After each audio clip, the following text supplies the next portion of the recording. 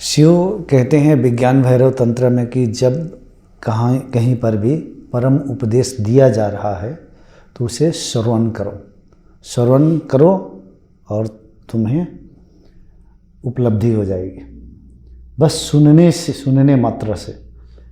और आप लोगों को पता भी है, राजा जनक को सुनने मात्र से, जब अष्टावक्र सिर्फ बोल रहे थे, सुनने मात्र से सुनते सुनते वो खुली आंखों से सुनते सुनते वो निर्विकल्प समाधि में चले गए। उन्होंने मोक्ष को पा लिया, सत्य को जान लिया। तो सुनना है ऐसे करके त्राटक की जैसे ध्यान से, तो भी आप ध्यान में धीरे धीरे उतरते चले जाएंगे, उतरते चले जाएंगे, उतरते चले जाएंगे।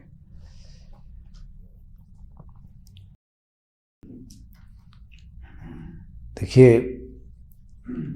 गुरु को कोई समझ नहीं सकता है, क्योंकि गुरु भी समझ से परे होता है।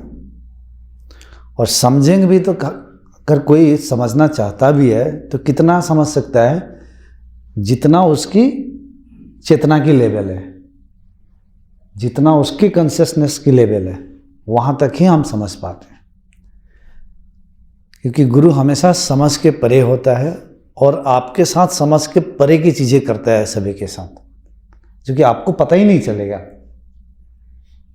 क्योंकि सोच से भी परे होता है और सोच से परे की चीज़ें आपके साथ करता है। गुरु का महत्व जानना है तो कबीर के बानी उठाइए, कबीर को पढ़ लीजिए।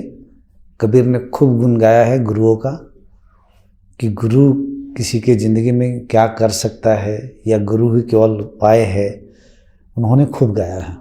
गुरु के लिए एक बहुत बड़ा दरवाज़ा साधकों के लिए बता कर गया है। गुरु ऐसा होता है, मैग्नेट की तरह होता है, धीरे धीरे आपके नेगेटिविटी को अपने ओर खींच लेता है, और कब आपको नेक्टर प्रदान कर देगा, यानी कि अमृत प्रदान कर देगा, आपको पता ही नहीं चलेगा। इस तरीके से काम होता है और बहुत सारी चीज़ें होती है।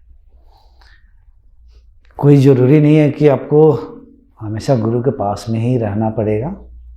जब हम गुरु की चेतना से एक बार जब जुड़ जाते हैं, दिल से जुड़ जाते हैं, तो इस पृथ्वी पर कहीं पर भी रहेंगे, अब वो चेतना आपको गाइड करने लगती है।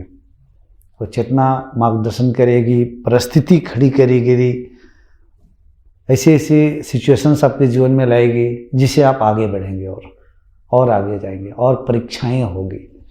कुछ भ्रम होगा तो भ्रम को तोड़ने के लिए फिर से कुछ परिस्थिति खड़ा करेगी और बताएगी नहीं, ये भी भ्रम है।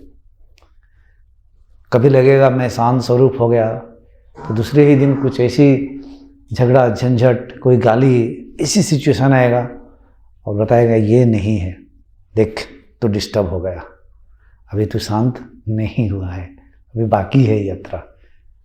तो गुरु से जुड़ने के बाद हम चेतना उसके जुड़ जाते हैं, तो क्वांटम लेवल पे हमारा जो चेतना है, और ब्रह्मांडीय चेतना, यूनिवर्सल कॉन्शियसनेस, ये सब उसमें जुड़ने के बाद, जैसे हम इंटरनेट से सब एक दूसरे से जुड़े हुए हैं, उसी प्रकार से हमें मार्गदर्शन मिलने लग जाता है और ढेर सारी चीज़ें घटित होती हैं।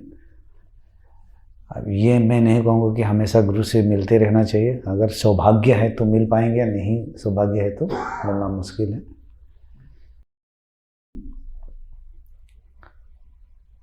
और जैसे हम थोड़े पहले द्वैत अद्वैत की बात कर रहे थे, तो किसी किसी के दिमाग में ये शायद चल रहा होगा।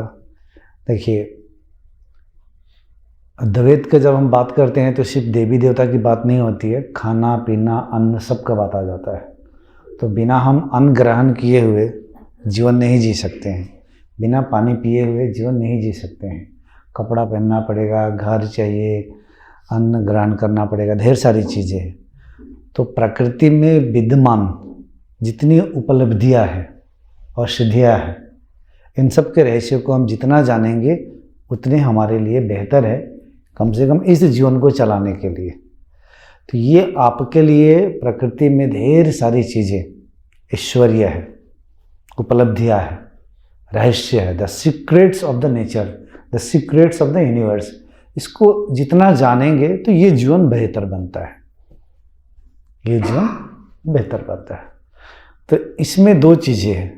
एक हो गया कि हम the secrets of the nature को जानने में इतना पागल है, इतना पागल है कि परम सत्य की ओर नहीं जा रहे हैं, इधर ही हमें कुछ झुनझुना मिल जा रहा है, उसको बजा रहे हैं, उसी में खुश हैं हम। छोटे बच्चे जैसे दुर्गा पूजा में गए, कुछ लाए पेपा या झुनझुना बजा रहे हैं, या एक दो छोटी छोटी चीज़ें हम जानने में अपने पूरे जीवन लगा देते हैं।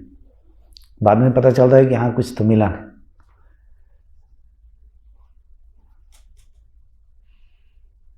सीक्रेट्स ऑफ द यूनिवर्स का मतलब है अदृश्य दुनिया की बात कर रहा हूँ, झुंझुना वाली।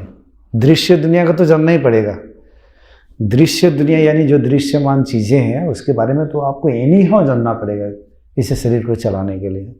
मैं पंच इंद्रियों से परे वाली बातें कर रहा था। लेकिन जो साधक सत्य की खोजी होता है, वो सत्य की ओर जाता है, सत्य में डुबकी लगाना चाहता है, तो उसके पीछे पीछे बाकी अदृश्य कुछ चीज़ें हैं वो अपने आप आती है। सूक्ष्म कुछ चीज़ें अपने आप आएगी, सूक्ष्म तल पे अपने आप आएगी, सूक्ष्म तल पे अपने आप समझेंगे, वो दूर दूर ही रहेंगे आपसे, आपके ऊपर कभी भारी भी नहीं पड़ेंगे। तो यहाँ में दृश्य, अदृश्य और सत्य की बात है। तो जब दृश्यमान जगत की बात होगी तो खाना पीना अन्न, यहाँ पे पढ़ाई लिखाई, कॉलेज में जाइए, पढ़िए, डिग्री लीजिए, जितना पढ़ाई कर सकते हैं पढ़िए, इंटेलिजेंट बनना है, हर चीज़ को जानना है। पदार्थ की दुनिया में जो पंच इंद्रियों से हम अनुभव करते हैं, what we perceive through our five senses, इसको जितना जानना चाहते हैं उतना ही जानिए। इसके परे की दुनिया को भी जितना जानना है नेचुरली आप जान सकते हैं, वो अपने आप जान सकते हैं, तो जानते रहिए, लेकिन उसमें अटकिए मत। उसके बाद सीधा हमारा टारगेट होना चाहिए सत्य की ओर। सत्य को जैसे जैसे जाएंगे, शून्य होते चले जाएंगे, शून्य होते चले जाएंगे, तो पहले अपनी इस शरीर और शरीर में विद्यमान फैकल्टीज़ को जानने लग जाएंगे और धीरे धीरे प्रकृति में विद्यमान उन चीज़ों को जानने लग जाएंगे जो कि आम इंसान के पंच इंद्रियों के परे की चीज़, उन चीज़ों को हम परसीव करना लग जाएंगे। तो वो हमारे लिए एक खेल की तरह होगा, उसमें हम अटकेंगे नहीं। और ऐसा नहीं है कि कोई गुरु प्रकृति को नमस्कार नहीं करता है, मैं स्वयं भी प्रकृति को नमस्कार करते रहता हूँ, प्रकृति के तत्वों को भी नमस्कार करता हूँ, क्योंकि ये शरीर भी प्रकृति के ही तत्व है, ये भी प्रकृति है जिस पे हम बैठे हैं, माइक, ये सब कुछ हमने प्रकृति के तत्वों को ही यूज़ कर रहे हैं। तो प्रकृति को हमेशा नमस्कार करना है, चाहे जिस रूप में करें। इसीलिए कहानियों में बहुत मिलता है कि राम भी शिव को पूछते थे, कृष्ण भी शिव को पूछते थे। इससे हम क्या सीख सकते हैं कि जब कोई मनुष्य का आपको ये शरीर मिला है और आपका ये जो ब्रेन है, ये ब्रेन बहुत पावरफुल है, लेकिन इस ब्रेन से परे और भी कुछ है जिसको आप समझ नहीं पाएंगे, जो कि ब्रह्मांडीय ब्रेन, पूरी ब्रह्मांड है। जब हमसे परे की चीज़ घटती है तो हम उसको ईश्वर समझकर नमस्कार करते हैं, क्योंकि वो कुछ तो पावर है, इतना विशाल है कि उसको सब कुछ पता है कि कल किसकी ज़िंदगी में क्या घटवाना है, कैसे मैनेज करना है, क्या होना है। वो ब्रह्मांडीय हिसाब किताब अपना चलता है एक ऑटोमेशन में। तो इतना वो पावरफुल है आपकी इस ब्रेन से, हमारे इस ब्रेन से। तो उसको हमेशा प्राचीन मूर्धन्य मनुष्यों ने कहा है कि उसको हमेशा अपने से परे की जो शक्ति है उसको नमस्कार करो। वो प्रकृति की संभोग काया जगत को हमेशा नमस्कार करने के लिए कहा गया है, क्योंकि हमें भी प्रकृति रूपी ये शरीर मिला है। तो प्रकृति के तत्वों को हमेशा, अब अहंकार नहीं लाना है, मुझे सत्य को हमें जानना है, सत्य ही सब कुछ है, सब कुछ इल्यूजन है, तो हमें प्रकृति की ओर नहीं झुकना है। नहीं, ये हमारा जीवन है और जीवन में हम सब है, और 25 साल, 30 साल, 40 साल, 50 साल, 80 साल, जितने दिन तक जीवित रहेंगे, यहाँ में एक समाज है, हम हैं, हमें रास्ता दिखाना है, किस तरीके से हमें सोसाइटी में रहना है, किस तरीके से प्रकृति के तत्वों को नमस्कार करना है, या नमस्कार करे या ना करे, हृदय से किस प्रकार से इन सारी चीज़ों को, आपको अंदर में प्रेम भाव है पूरे जगत के लिए, ये सारी चीज़ें ज़रूरी है। तो सत्य ही सब है, ये समझकर आप द्वैत की आज की दुनिया में अहंकार लाने के लिए कोशिश नहीं करना है कि सब वही परमात्मा है, बाकी सब बेकार है। नहीं तो आप अपने माता पिता, घर, लड़के बच्चे सबको बाकी बेकार समझने लग जाएंगे, खाना पीना सब बेकार। तो ये समझदारी वाली बात नहीं होगी, तो ध्यान में रखिएगा ये बात। कोई साधकों के अंदर में ये चल रहा था, इसलिए मैं थोड़ी सी बता दिया। ठीक है।